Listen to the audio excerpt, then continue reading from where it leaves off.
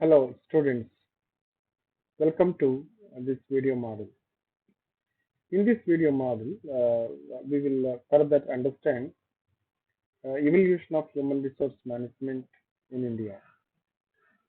So in this model, we will discuss uh,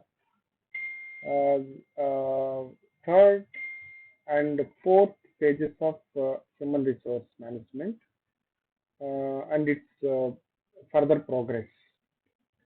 The first two we discussed in the previous model, and if you just look at these third and fourth, third and fourth pages from 1951 to 1970, 1971, 1990.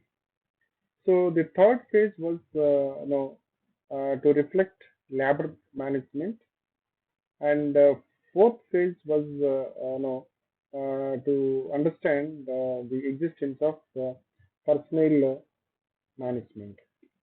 So these are the two other two stages which we are going to discuss and understand in this model. If you just look at the third phase, the labor management. In India, after the independence, you can see that the focus was on four the main aspects, like the maintain the discipline, right, and then prevention of their information of the breakup, the leadership of the trade unions, and then handle no, the recruitment and then terminations, and keep some form of attendance and then personal records. So these are the four the main aspects, right? So because earlier there were many industrial unrest and then unhappy among the labor. So though the labor administration, labor welfare emphasized the management of the employees in the organizations, and still there was more and more no, unrest and then industrial incidents. A number of strikes were organized, and a huge gap was there between the employer and then workers.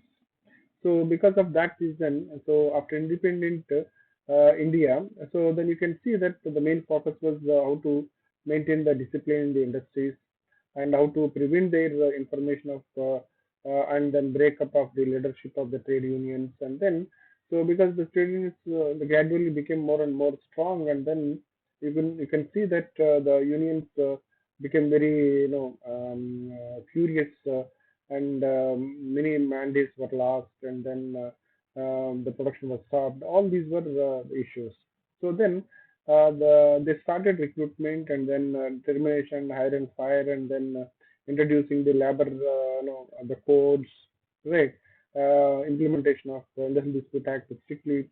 So all these the phases were started in this period, and then the slowly the standardization and then establishment of personnel department and management of the files, and then keeping the track record of who is who, what is happening, and then talking to them.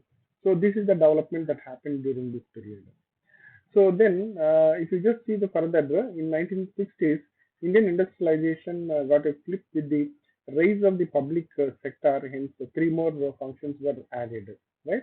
Because of the many industries, because that was the, I think, the second, 5-year plan. So during second 5-year plan, the big industries were started, especially the steel industries, electronics, and heavy, electricals, and then many industries were started on the public sector system. So with that, labor welfare and then participative management and industrial harmony. So these are the three major things were introduced during this 1960s. In this period, the human relations movement of the West also had impact on the Indian organization. So because the Western part, so they are talking about the human relations and human side.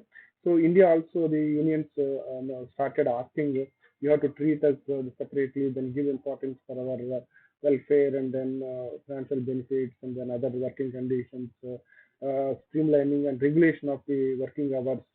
So all these were the demands from the side of the labor. So with that, the fourth phase was all about the personnel management, and then So soon after the TV Rao and then Uday Parekh. So by the time the IIM Ahmedabad was started, and then they have started the implementation of the personal management and Indian Institute of the Personal Management (IIPM) and the National Institute of the Labor Management were set up in Calcutta. So by 1970, there was the shift in the professional values and then new technologies. HR challenges and HRD was discussed. So how we can just focus on the human resource development.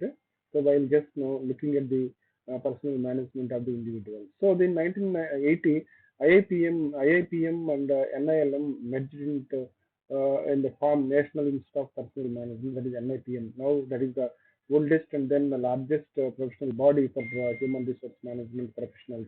In 1990, emphasis was shifted to human values and then productivity through the people. So this is another the development that happened in the Indian context. So at this stage, we can see that now the many developments took place.